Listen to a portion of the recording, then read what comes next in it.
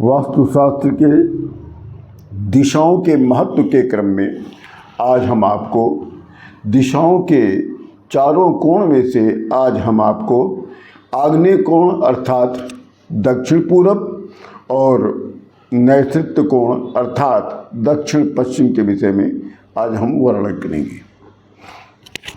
सबसे पहले मैं आपको दक्षिण पूरब आग्नेय कोण, जिसे वास्तुशास्त्र के अनुसार आग्नेय कोण का जो स्वामी है वो अग्नि है, परंतु ज्योतिष में आग्नेय कोण का स्वामी शुक्र को माना जाता है। देखिएगा, दोनों में विरोधाभास है। वास्तुशास्त्र कहता है कि आग्नेय कोण का स्वामी, आग्नेय कोण का देवता अग्नि है, जबकि ज्योतिष शास्त्र कहता है कि आग्नेय कोण का स्वामी और देवता शुक्र है। यह दिशा अग्नि तत्व का प्रतिनिधित्व करती है। इस दिशा से शरीर का स्वास्थ्य,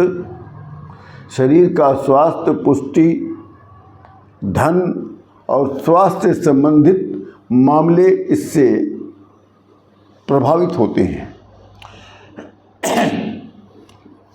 आग्नेय कोण के दिशा के प्रतिनिधि देव जो हैं अग्नि है।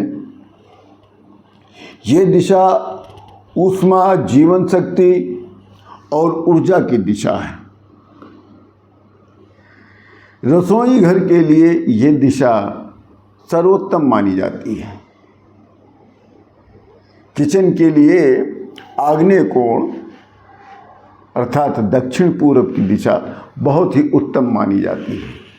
सुबह के सूरज की जो पराबैंगनी किरणें होती हैं, उसका प्रत्यक्ष प्रभाव रसोई घर के पड़ने पर रसोई घर के जो मक्खी, मच्छर आदि जीवाणु होते हैं वो उससे किचन मुक्त हो जाता है।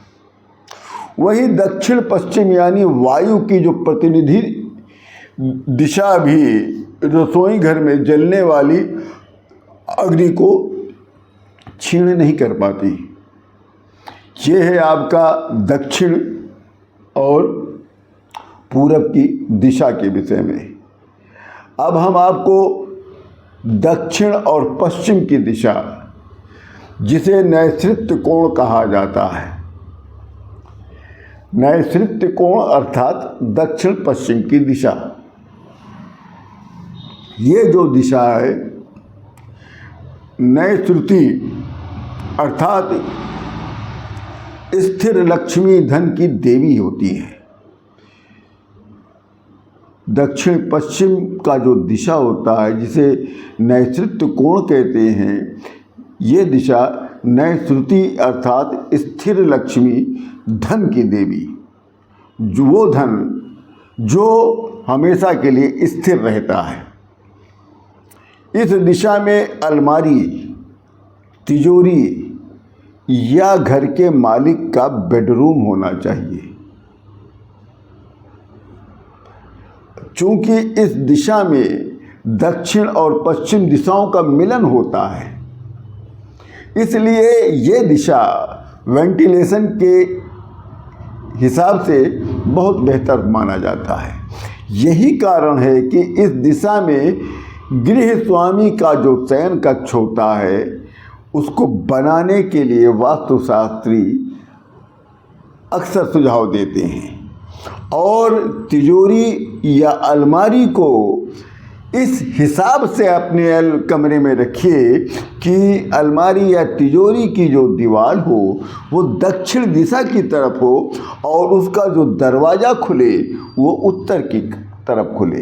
तो ऐसा कमरा अगर घर का मालिक का हो और घर के मालिक में इस तरह से अलमारी या तिजोरी रखी गई हो, तो उस घर में जो धन होता है वो स्थिर हो जाता है। ये हम आपको जो बता रहे हैं बहुत ही गहन अध्ययन के बाद बता रहे हैं।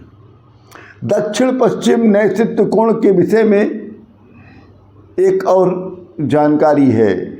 नैऋति नाम का एक राक्षस हुआ करता था। नए स्थिति नाम का एक राक्षस था जो इस दिशा का स्वामी है।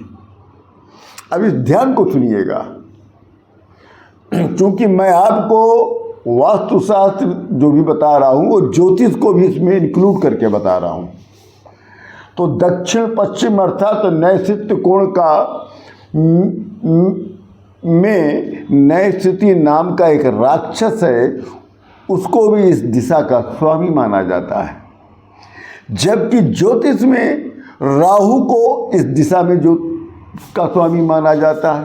अब ध्यान से सुनिएगा महाराज, नए स्थिति नाम का एक राक्षस था जो इस दिशा का स्वामी इसको माना जाता है, जबकि ज्योतिष शास्त्र दक्षिण पश्चिम की दिशा का स्वामी राहु को मानता है।